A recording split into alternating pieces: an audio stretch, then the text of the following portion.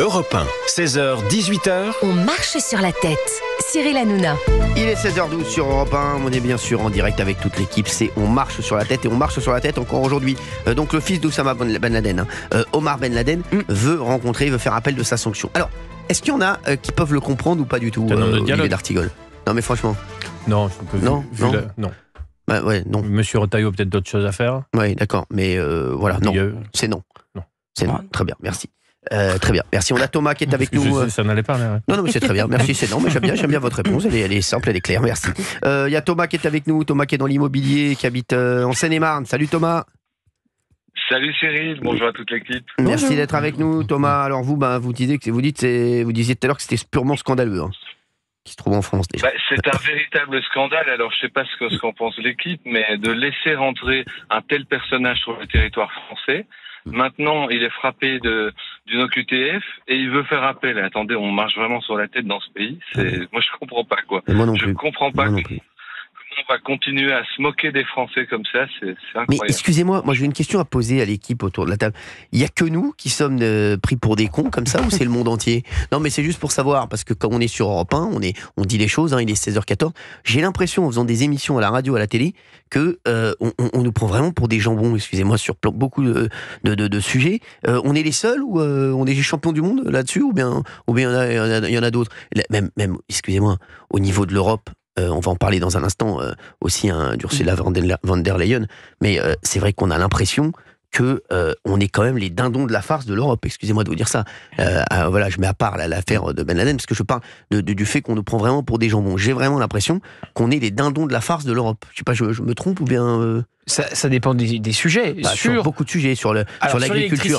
Sur l'agriculture, on est les dindons de la farce. Si, parce qu'on rajoute encore des... Alors voilà, responsabilité française. Bien sûr. C'est-à-dire qu'il y a des normes européennes qui s'appliquent à chaque... Et nous, on en rajoute. Mais ça, on est nos propres bourreaux dans ces cas-là. Par contre, effectivement, sur l'électricité, on en a largement parlé hier avec M. Proglio. Là, on est vraiment les dindons de la farce, puisqu'on sert les Allemands. Ouais. Donc on fait augmenter les prix de notre électricité produite à bas coût pour faire plaisir aux Allemands. Alors là, c'est vraiment l'exemple chimiquement pur où on est les dindons de la farce. Il va plus y avoir de boulanger pour faire plaisir aux Allemands. On mangera que des strudels. Voilà. Non mais c'est vrai, les mecs. Des bretzels et des strudels. Voilà, mais c'est pour faire plaisir aux Allemands, on s'en fout. Voilà, c'est bien, ça fait plaisir aux Allemands. Tant que ça fait plaisir aux Allemands, on peut perdre tous nos boulangers, ça y a pas de problème. Sur notre désindustrialisation et nos restaurateurs. aussi. Ah bien sûr, c'est quand même fou, excusez-moi, l'histoire de hier de l'électricité, pour faire plaisir aux Allemands, c'est quand même incroyable cette affaire. Avant, on vendait l'électricité directement à ceux qui en avaient besoin, par exemple les exportateurs d'électricité. Exactement. Et aujourd'hui, on passe par des traders. Et les traders multiplient les prix et ensuite revendent à des prix exorbitants, alors que nous, on a des prix très bas. Bien sûr. Et sur l'agriculture aussi, on rajoute des normes. On rajoute, mais par contre, on est content d'acheter des poulets ukrainiens. On aide l'Ukraine aussi. Bon, on aide tout le monde en fait. On aide tout le monde sauf les Français. Oui. En fait, c'est ça en fait. J'ai remarqué en fait le slogan de la France, c'est vous inquiétez pas, venez chez nous, on aidera tout le monde sauf les Français. Les poulets ukrainiens qui sont produits dans des conditions déplorables, avec des réglementations pour le coup bien différentes des réglementations européennes. Sans TVA. Exactement. Et on les ramène quand même dans les supermarchés, etc. À des prix cassés. Mais on est content et on est en train de tuer nos agriculteurs et nos éleveurs. Mais comme j'ai dit, en France, venez en France, on aide tout le monde sauf les Français. Et après, on incrimine le consommateur en disant oui, mais c'est vous parce que vous voulez acheter des poulets qui coûtent pas cher parce que vous n'avez pas d'argent. Voilà. Ah bien sûr, s'il y avait moins de contraintes pour nos éleveurs et nos agriculteurs, ils pourraient vendre moins cher, forcément. Et puis si les grandes distributions se gavaient pas, ils pouvaient vendre moins cher aussi. Il y a la marge qui compte évidemment, sur le lait notamment, qui est catastrophique. Bien sûr, mais tout est catastrophique. Thomas, excusez-moi, j'ai fait une petite digression. Non, pas de souci. Parce que c'est vrai que ça me rend fou ce que vous dites, ça me fait réagir sur beaucoup de choses. Et je vous jure que la formule que je viens de trouver, venez en France, on aide tout le monde sauf les Français, j'ai l'impression que je crois que c'est la bonne en fait. C'est ça. Mais ça fait plaisir, Cyril, qu'il y ait quand même une émission comme vous, où on ait cette liberté de ton et cette liberté de parole, parce qu'honnêtement, on croirait que dans les autres émissions, dans les autres médias, on n'ose pas parler des choses, on n'ose pas dire les choses, il faut dire les choses franchement. Vous comprenez bien pourquoi ils sont sur notre tête. Oui, exactement. Thierry, je pourrais en profiter pour passer un petit coucou. On a un ami en commun. Dites-moi. Laurent Fontaine. Ah mais je l'adore. C'est un amour. Je connais un petit peu. que j'ai été voir dans sa boîte de prod, parce que moi, si vous voulez, j'avais un concept de faire une émission télé autour de l'immobilier, ou d'être spécialiste entre guillemets de l'immobilier. Mais bon, j'ai même vu Lionel Stan pour ça, mais il m'a dit que ça marcherait mon directeur général. Il a dit que ça marcherait pas, il a pas vu les cartons que ça fait. Je vais l'appeler quand même Lionel Stan. C'est mon directeur général, directeur général de ma boîte. Je vais quand même aller le voir tout à l'heure. Merci Thomas. Je vous fais de gros bisous Thomas. Merci d'avoir été avec nous. J'embrasse fort Laurent Fontaine de votre part. C'est un amour. Un amour. Tiens, justement, j'aimerais qu'on fasse un sujet un peu général, puisqu'on va parler du budget dans un instant. On a parlé de l'électricité, on parle d'Omar Ben Laden. Ça revient un peu. C'est pas du tout la même chose, mais ça revient un peu à la même chose. On marche sur la tête en fait avec tout ça. Dites-nous, tiens, réagissez à tout ça, à l'électricité. On va augmenter l'électricité et on a tuer EDF. On a essayé de réduire la part du marché d'EDF pour faire plaisir aux Allemands. On nous l'a dit hier. Oui. Et on nous a raconté qu'on nous a vendu du rêve en nous disant il y aura de la concurrence et quand il y a concurrence, il y a baisse des prix. C'est tous ceux qui sont à la concurrence, les 6 millions qui sont à la concurrence notamment, qui risquent de voir le prix de leur facture augmenter de 15%. Exactement. Alors Patrick, on parle de tout, qui est avec nous. On parle notamment d'Omar Ben Laden qui était en France et qui veut voir Bruno Retailleau. Et bien sûr de tout ça, parce que j'ai eu une formule il y a un instant. En France, on a l'impression qu'on veut aider tout le monde, sauf nous. On aide l'Ukraine, il n'y a pas de problème, on aide l'Allemagne. 3 milliards on aide tous les gens qui viennent, on aide tous les gens qui partent, on aide tous les gens qui sont qui veulent de la sécurité sociale. Vous avez vu ce qu'a fait Jean-Marc Morandini aujourd'hui ? Vous avez vu son arrêt maladie ? Oui, bien sûr. En quelques minutes, ouais. Je le montrais pour 16 €, je crois. Exactement. Mais après, on va nous dire qu'il n'y a pas de fraude, la sécurité sociale, il n'y a rien. Non, mais nous, on est dans un monde parallèle, apparemment. Nous, on est dans un monde parallèle, Gauthier Lebré, nous tous ici. On est dans un monde parallèle, toute l'équipe. Et il y a le monde normal qui ne voit rien, qui sait rien, mais qui voit juste la France aller dans le mur. Patrick, merci d'être avec nous. Vous êtes agriculteur, justement. C'est bien que vous soyez avec nous parce que je parlais il y a un instant, justement, des poulets ukrainiens. Donc, vous voyez, mais j'ai écouté. C'est vrai, la réalité, elle est exacte de ce que vous dites. On oublie les Français, on pense aux autres avant. C'est ça. Et puis, les sujets sont tellement divers et graves dans notre pays qu'on ne sait même plus par quel bout commencer pour pouvoir essayer de trouver une solution de s'en sortir. Mais je pense que, comme on dit chez nous, les carottes sont cuites. On a eu des gouvernements successifs qui sont gavés, qui ont permis aux multinationales de gagner des sommes colossales, et on a oublié le principal, c'est la vie humaine, l'être humain. Oui. Donc les soins de santé, je rebondis un petit peu sur un sujet qui a fait polémique dans notre département, où des maires courageux qui sont, comme on dit, le rempart à la démocratie, qui sont des vraies personnes sur le terrain et qui savent de quoi ils parlent par rapport à nos politiques qui sont d'une dimension. Je me demande s'ils habitent pas sur Mars, ces gens-là. Parce que la réalité, elle est là, on la vit. Notre département de la Nièvre est sinistré, mais tellement sinistré qu'il n'y a même plus le quoi de se soigner. Les maires ont dénoncé sur une tribune en disant qu'il ne fallait pas que les habitants tombent malades. Ils ont pris un arrêté. Mais c'est très juste. Si on tombe malade, on meurt. C'est ça. J'ai des cas autour de moi de gens on peut pas tomber malade dans la Nièvre, exactement. C'est un truc de fou. Faut pas parce que ils ferment les hôpitaux, les urgences sont saturées. Et le personnel médical, je veux dire, ils sont merveilleux. Bah oui, ça c'est vrai. C'est en gros des soldats que vous envoyez au combat sans munitions. C'est ça, c'est exactement ça. Et ils font ce qu'ils peuvent avec les moyens du bord. Oui. Mais l'image de la détresse de la Nièvre à travers ces soins médicaux qui sont disparus. Et j'ai eu l'occasion de m'exprimer il y a quelque temps sur votre antenne, vous m'avez laissé Bien parler. Sûr, je m'en rappelle. Je disais que la France était en décrépitude, qu'il fallait, en gros, excessivement destituer le président de la République et mettre un homme de pouvoir comme De Gaulle, l'armée. C'était une image et un symbole par rapport à ce que De Gaulle a fait. Mais je vais vous dire aujourd'hui, si Barnier, le pauvre, je le plains, je sais même pas à quoi il sert. Parce que je pense qu'ils vont nous sortir des belles phrases, des belles programmations, et tout continue. Tiens, je vais vous donner un exemple qui est flagrant. Nevers, une petite ville nivernaise de 50 000 habitants. Avant-hier, il y a un gars qui s'est fait flinguer avec une balle dans la tête. Voilà, il s'est fait flinguer dans une ville comme Nevers. C'est-à-dire que l'extension de la criminologie arrive dans nos campagnes. Bien sûr. C'est ça, bien sûr. Paul, on l'a vu. Attends, je vais te dire un truc, Cyril. Tous les jours, les faits divers qu'on entend, Philippines, violées, assassinées.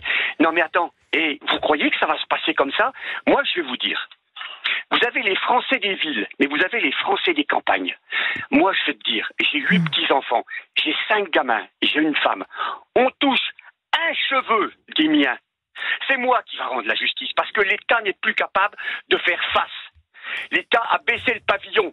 Alors, Olivier Darty, c'est une honte.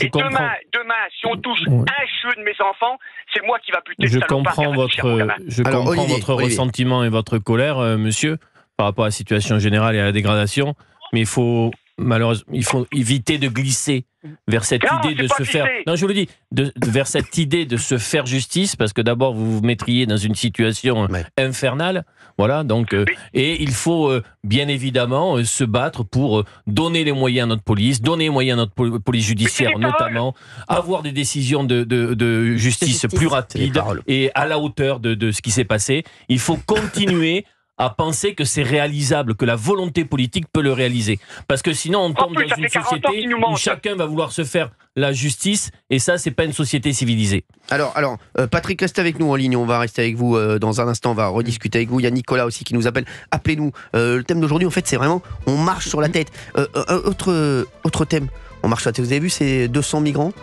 qui sont allés donc faire un sitting à la mairie de Paris, à l'hôtel de ville, et qui vont être relogés dans des logements sociaux, alors que j'ai des amis qui travaillent, qui demandent des logements sociaux depuis 15 ans, qui malheureusement ne les ont pas. On marche sur la tête. 01 80 20 39 21, à tout de suite sur Europe 1. 16h, 18h. Cyril Hanouna sur Europe 1. Europe 1, 16h, 18h. On marche sur la tête. Cyril Hanouna. On marche sur la tête sur Europe 1, appelez-nous 01 80 20 39 21, il est 16h32, on est bien sûr en direct, on revient sur un petit peu tout dans cette première partie d'émission, sur le déficit de la France qui ne cesse de se creuser, puisque Bercy craint que le trou entre les recettes et les dépenses publiques atteigne 6,2% du PIB en 2024, alors qu'on avait annoncé 4,4%. Donc c'est quand même beaucoup. C'est quasiment énorme. 2 points de PIB en plus. C'est énorme, je crois plus de 180 milliards d'euros. C'est ça. 180 milliards d'euros, ça fait un écart d'à peu près 52 milliards d'euros. Donc voilà, on parlait d'Omar Ben Laden qui était en France et qui veut faire appel de sa sanction puisqu'il a été, Bruno Retailleau avait annoncé une interdiction du territoire français. Voilà, on parle également bien entendu de ces migrants. Il y a eu ces 200 migrants qui sont venus avec des associations faire un sitting à la mairie de Paris ce week-end et apparemment, ils vont être relogés, Gauthier Lebray, dans des logements sociaux. Oui, alors ça pose toujours pareil la question du financement des associations qu'on présente comme pro-migrants et qui parfois se servent des migrants pour faire des actions coup de poing. Vous savez, avec ces tentes, alors ça a été le cas devant la mairie de Paris, ça a été le cas devant la Comédie Française, ils avaient fait cela aussi. Donc, quelque part, ils s'en servent pour faire des actions coup de poing. Donc, ça pose aussi une question de l'instrumentalisation. Et Bruno Retailleau a aussi soulevé le financement de ces associations, puisqu'il y a de l'argent public versé à ces associations. Et parfois, il y a même de l'argent de la mairie de Paris qui finance aussi ces associations et qui va donc financer le relogement de ces migrants en situation irrégulière pour nombre d'entre eux. Donc oui, ça pose plusieurs questions. Déjà, le financement du relogement et ensuite le financement de ces associations qui quelque part, luttent contre la politique gouvernementale. Moi, je me pose juste une question. Il y a plein de gens, plein de Français qui doivent nous écouter, qui sont dans des difficultés vraiment incroyables, qui travaillent, qui n'ont pas d'argent pour payer leur loyer et qui eux aussi aimeraient bien avoir... on en revient toujours à la même question. C'est pareil pour l'aide médicale d'État. Il y a des Français qui aimeraient avoir les soins dentaires totalement remboursés. J'ai appris aujourd'hui que l'AME pouvait financer jusqu'à 16 couronnes pour un migrant en situation irrégulière. Donc c'est pas rien. Alors on dit du côté du gouvernement, finalement on va pas faire la hausse de 100 millions d'euros. Oui, non, ça ne va pas augmenter. Enfin on va rester à 1,1 milliard. C'est quand même, ce qui est quand même une coquette somme, une somme très importante. Donc c'est toujours pareil. Pourquoi ça aurait augmenté? Parce que les flux migratoires ne cessent d'augmenter. Donc plus vous avez de migrants, plus vous avez d'aide médicale d'État. C'est assez mathématique. Donc pour baisser l'AME, en fait il y a deux solutions. Réduire le panier de soins, on en parle dans cette émission depuis longtemps, ou réduire l'immigration. C'est aussi simple que ça. C'est des maths. Est-ce qu'on peut s'entendre sur une idée?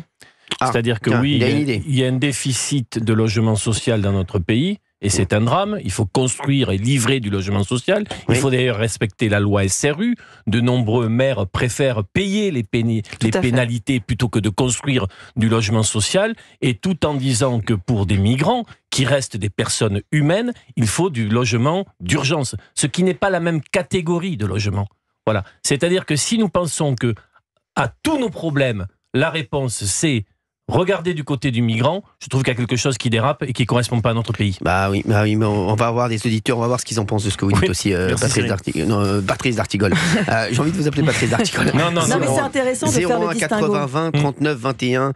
Tiens, Patrick, qu'est-ce que vous pensez de ce que vient de dire Olivier d'Artigol ? Non, mais moi, je vais vous dire, le problème, c'est que, je vais reprendre le thème que vous employez, on marche sur la tête, mais on ne pourra pas y arriver. Ce pays va péter. Il va péter dans tous les sens parce qu'il n'y a pas d'autorité et on n'entend pas ce que les Français disent. Les Français ne veulent plus de migrants.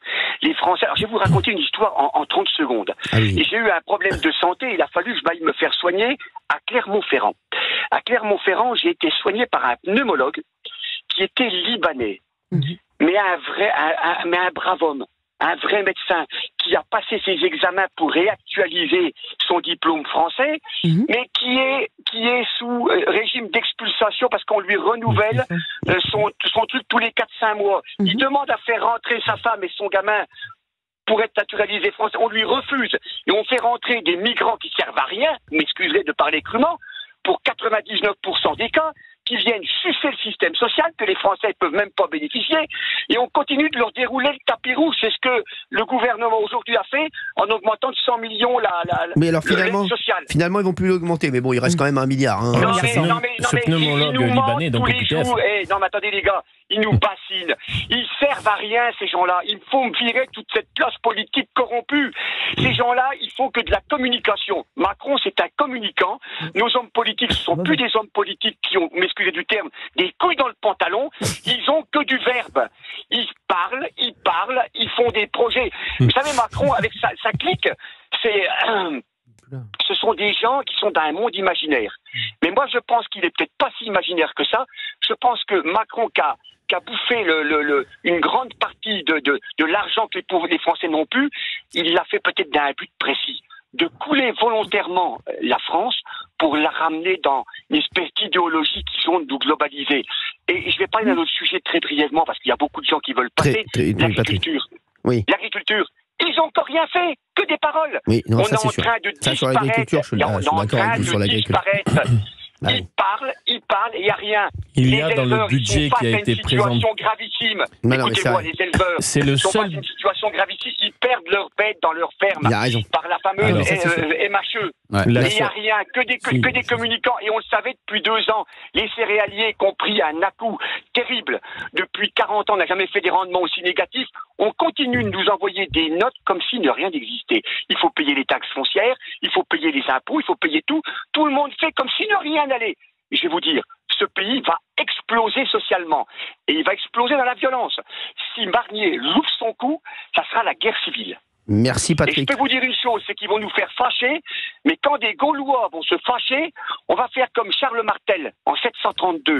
Et j'emploierai pas le mot. Vous voyez ce que je veux dire? Non, je vois très bien, je ne souhaite absolument pas ça. Merci Olivier d'Artigol. Il ne faut pas souhaiter ça. Il faut pas souhaiter. Mais on peut être en désaccord avec ce que vous dites. Alors il ne le souhaite pas aussi, heureusement. Patrick. Et ça, c'est une injustice, ça va craquer, les gars. Merci Patrick d'avoir été avec nous sur Europe 1. Merci Patrick. Écoute du peuple. Merci Continuez. Patrick. Salut Patrick. Pour nous. Merci Patrick. Merci Patrick. On va avoir Nicolas dans un instant en ligne. 01 80 20 39 21. Et moi, sur mon téléphone, j'ai retrouvé une photo d'un ami que je vais montrer à Valérie Benaïm pendant la pause et je vous dirai de qui il s'agit dans un instant. À tout de suite sur Europe 1. 16h, 18h. Cyril Hanouna sur Europe 1. Europe 1, 16h, 18h. On marche sur la tête. Cyril Hanouna.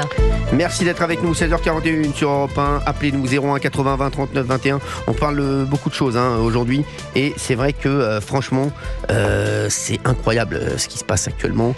Et c'est vrai qu'on a l'impression vraiment qu'on marche sur la tête sur tous les sujets. On parlait hier de l'électricité. Donc on va augmenter l'électricité des Français pour faire plaisir aux Allemands. Si je résume, très rapidement, juste un raccourci qui est rapide mais qui est vrai. Et on rappelle qu'il y a quand même on est tous d'accord là-dessus. 6 millions de personnes qui sont en précarité énergétique. Exactement. Oui, non, mais nous on veut faire plaisir aux Allemands, c'est important parce que et c'est toujours et apparemment on veut leur faire plaisir, donc faisons leur plaisir. Omar Ben Laden qui était en France, donc vous réagissez aussi. Le poulet ukrainien, on est très content. Hein, on a du poulet ukrainien, mais on n'a plus de poulet français. Mais il faut rajouter les pommes de terre, les betteraves d'Ukraine et le blé. Exactement. Voilà. Mais on aide tout le monde. Hein. On aide tout le monde sauf les Français. Moi, c'est un petit peu ce que je vois, parce qu'on parlait aujourd'hui aussi du déficit de la France qui ne cesse de se creuser. Mais ce déficit, on le creuse, mais j'ai l'impression, je vous le dis, qu'on aide tout le monde sauf les Français. Alors, il y a qu'un truc qui tient, c'est la sécurité sociale. Mais on a vu les fraudes qui sont incroyables. On a vu ce qu'a fait Jean-Marc Morandini, hein, qui s'est réussi à se faire un arrêt maladie en 3 clics, hein, Jean-Marc. Et c'est vrai que voilà, on a l'impression qu'on somme les dindons de la farce dans tous les domaines.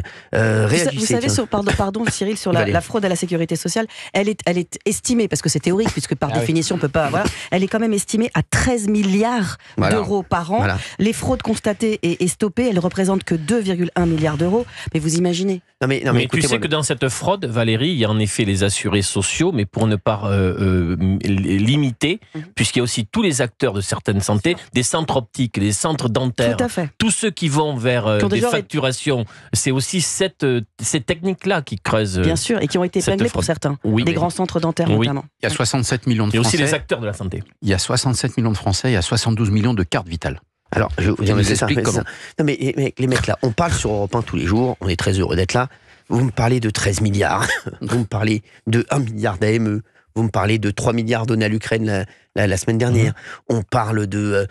j'ai l'impression que c'est dès qu'on sort un truc, s'il y a des milliards... Oui, les milliards volent au-dessus de nos têtes, mais sans que l'on sache vraiment... Sans qu'ils soient dans la poche des Français. Oui, ça c'est sûr. Et vous savez, sur la sécurité sociale, il y a donc une économie d'1 milliard qui va tomber sur les complémentaires de santé. Il y a 2,5 millions de personnes qui n'ont pas de complémentaires santé, et les complémentaires français ont déjà annoncé qu'elles vont monter leurs cotisations. Oui. Donc c'est les Français qui vont payer ce milliard. Une fois de plus. Allez. 1 milliard en plus. On en trouve partout dans ce budget. Des milliards, on trouve des milliards comme on trouve des œufs à Pâques. Je vous le dis, mais c'est un truc de fou. Nicolas est avec nous. Bonjour Nicolas. Bonjour. Nicolas, merci d'être avec nous. On marche sur la tête sur Europe 1. Vous habitez Paris. Qu'est-ce que vous pensez de tout ça, de tout ce qu'on dit? On a beaucoup d'auditeurs qui appellent. 01 80 20 39 21. On va en prendre plein. Parce que là, je suis colère aujourd'hui. Oui, Nicolas. Alors, bonjour Cyril, bonjour le plateau. Merci d'être là. Bonjour. Alors, je voudrais réagir sur Ben Laden. Je voudrais dire qu'il a grandi en Somalie avec son père, qui était un des pires monstres de l'histoire. Oui. Que la Somalie, c'est un pays où 98% des petites filles sont excisées entre l'âge de 5 et 11 ans. Ça dit tout du pays, c'est un des pires pays au monde, que les jeunes hommes sont enrôlés dans l'armée pour faire leur service militaire pour 2-3 ans et qu'ils y restent une quinzaine d'années parce qu'ils ne sont libérés et libérables que quand leur supérieur le veut. Donc, ce Ben Laden qui a mis sur le darknet des horreurs, parce que là, maintenant, il veut se dédouaner, donc il a été imprégné par cette culture, comme les gens qui ont grandi en Afghanistan et dans ces pays. Donc, c'est quelqu'un à qui on ne peut pas faire confiance, qui pratique la taqiyya. La taqiyya, c'est l'art de se dissimuler en islam et de produire et de mener des actions dangereuses. Alors lui, quand on lui dit cela, il affirme en tout cas avoir coupé les ponts avec son père en 99, au moment où il quitte l'Afghanistan, n'être entre guillemets qu'un homme de paix maintenant, et que justement il souhaite renoncer à toute cette violence dans laquelle il a grandi et qu'il a nourri. Voilà. Mais il y a eu ce tweet. Exactement. Mais il y a eu ce tweet. Il dit que c'est pas lui. Oui, mais pardonnez-moi Cyril. Alors il dit que c'est pas lui. Avec les tweets, c'est pas moi. Il dit que c'est pas lui. Quand on fait un tweet, c'est lui. Et quand bien même ce ne serait pas lui, pardon, mais il ne l'a jamais retiré. Bien sûr. Non, mais lui, il y a un tweet. Il y a un tweet qui dit les pires horreurs, mais lui, il le laisse. Non, c'est bon. Il rendait hommage à son père. Bien sûr. Bon, allez. Mais déjà, dans quel état d'esprit il faut être pour dire je vais rencontrer Bruno Retailleau, il sera fan de moi s'il me laisse accéder des places Beauvau. Enfin, faut être quand même un peu perché, au minimum. Il est perché total. Merci Nicolas d'avoir été avec nous sur Europe 1. Bonjour Nico, le passeur d'histoire, merci beaucoup. Merci Nico, je vous fais de gros bisous, merci beaucoup. Merci, au revoir. Il y a Justice qui est avec nous. Bonjour Justice. Oui, bonjour. Merci d'être avec nous Justice. Merci à vous. C'est la première fois que vous nous appelez? Ah non, on s'est déjà eu 2-3 fois. Alors, Justice, alors vous appeliez pas comme ça? C'est Justine. Justine, oui. On était tous. Non, mais je me disais aussi, bien sûr, Justine des Ardennes, je connais, mais pas Justice de Paris, voilà. Ils ont voilà. Bon, merci Justine d'être avec nous. C'est fou tout ce que je dis depuis le début de l'émission. Vous avez vu, je ne sais pas si vous avez écouté hier, Justine. Hier on parlait de l'électricité. L'électricité va augmenter pour les Français, ce que nous a dit l'ancien patron d'EDF, qui est quand même quelqu'un qui on peut avoir confiance, qui est pas quand même un charlot. On connaît le sujet. Proglio. En fait, il nous a dit clairement, l'électricité va augmenter pour faire plaisir aux Allemands. Je le disais tout à l'heure, j'avais cette formule, je disais en France, venez en France, on aidera tout le monde sauf les Français. J'ai l'impression que c'est le slogan ici, en fait. Je sais pas ce que vous en pensez, Justine.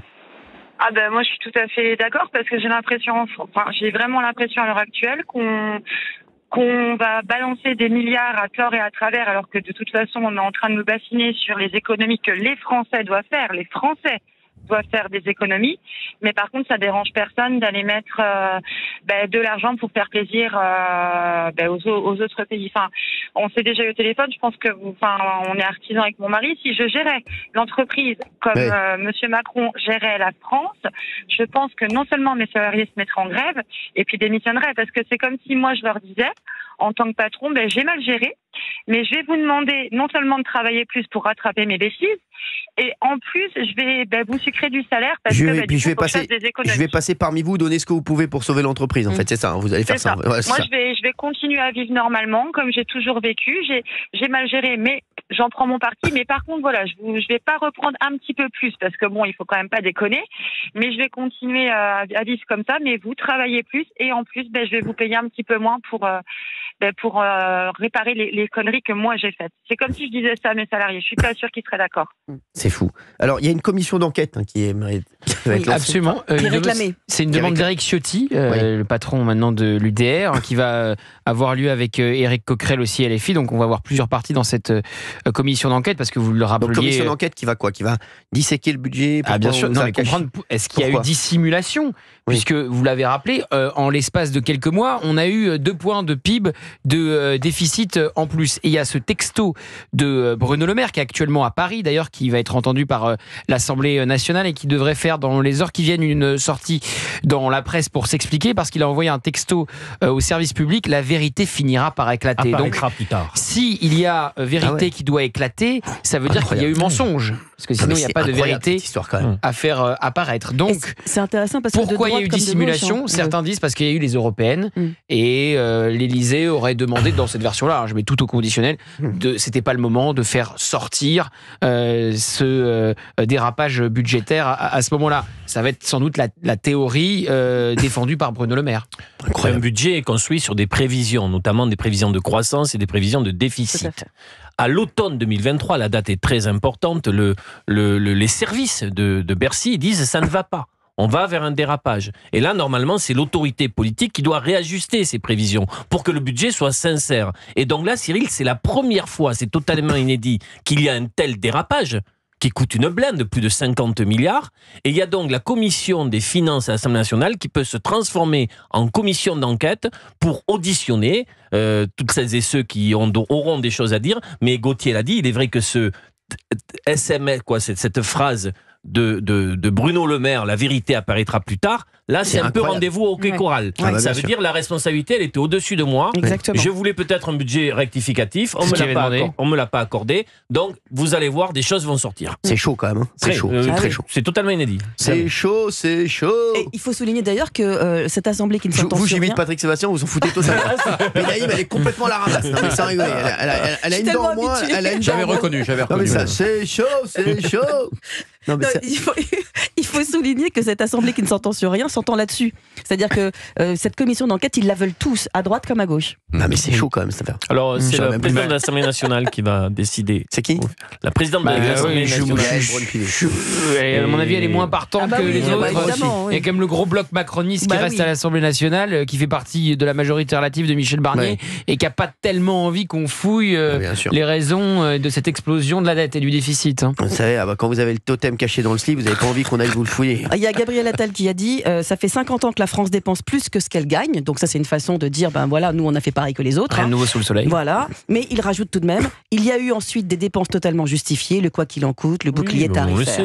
Mais Michel Barnier, puisque c'est actuellement les questions au gouvernement, vient de s'exprimer sur la question et il espère que la commission d'enquête permettra de faire éclater la vérité. Donc lui, il pousse plutôt vers une commission d'enquête puisqu'il sait qu'il n'y est strictement pour rien. D'ailleurs, il l'a rappelé il y a quelques jours à Gabriel Attal. Merci de me donner toutes les propositions que vous voulez pour réduire la dette et le déficit que vous m'avez laissé et que j'ai récupéré en arrivant. Merci. Merci Justine. Merci à vous. Par contre, est-ce que vous pourriez passer un message de ma part à Thomas Guénolé, s'il vous plaît? Bien sûr, je le vois ce soir. Oui, on connaît. C'est très bien. Oui. Est-ce que vous pourrez le remercier de ma part, parce que grâce à lui, j'ai eu honte pour la première fois de ma vie du vote que j'ai fait cet été. Et j'ai dû expliquer à mon fils de 12 ans, qui connaît mes opinions politiques et pourquoi je les ai fait cette fois-ci. C'est la première fois que j'ai voté. J'ai dû expliquer à mon fils de 12 ans qu'il n'avait pas à avoir honte de sa maman. Que sa maman, si elle avait fait son vote, c'était juste parce qu'elle était perdue, qu'elle ne se retrouvait dans aucun des partis et qu'elle voulait juste la sécurité de ses enfants et l'ordre dans son pays. Donc je voudrais, si vous pouvez le remercier de ma part, parce que je fais partie des 11 millions de Français qui se sont sentis honteux d'avoir fait le vote qu'ils ont fait. Ah d'accord. Donc vous avez voté Rassemblement National, Justine? Ouais, tout à fait. Et grâce à Thomas Guénolé, il vous a fait. En fait, quand vous avez entendu Thomas Guénolé, vous avez dit j'ai bien fait, vous avez dit j'ai mal fait. Ben, moi, très honnêtement, j'étais complètement perdue. C'est vraiment de toute façon, un bordel innommable. Il vous a éclairé, Thomas Guénolé, qui est non, politologue. Pas du tout. Voilà, ça m'a dégoûté. Ça m'a vraiment dégoûté parce que. Thomas Guénolé, c'est un politologue. Alors, je le dis aux auditeurs d'Europe 1, qui veut donc supprimer le Rassemblement National. Voilà, supprimer le Rassemblement National. Bon. Et moi, je suis ni raciste ni antisémite. Je m'en fous. J'apprends le respect à mes enfants. J'apprends le respect de l'autre à mes enfants. La laïcité à mes enfants. Le vote que j'ai fait, c'est juste pour la sécurité. Merci Justine d'avoir été avec nous. Vous nous rappelez quand vous voulez sur Europe 1. On est là, on bouge pas. Hein. Nous, 16h, 18h. Je vous fais de gros bisous. Oui, bon courage à moi parce que je vais retrouver Gilles Verdez et Thomas Guénolé moi après. Donc vous pouvez me souhaiter bon courage. Merci Justine. Vous savez, c'est pas facile tous les jours. Merci. Oh, ils sont forts. Bravo. C'est chaud. Ça fait toujours du bien. Allez, on va se retrouver dans un instant sur Europe 1. 01 80 20 39 21. Vous réagissez et j'aurai toutes les infos sur Kylian Mbappé. À tout de suite. Europe 1, 16h, 18h, on marche sur la tête.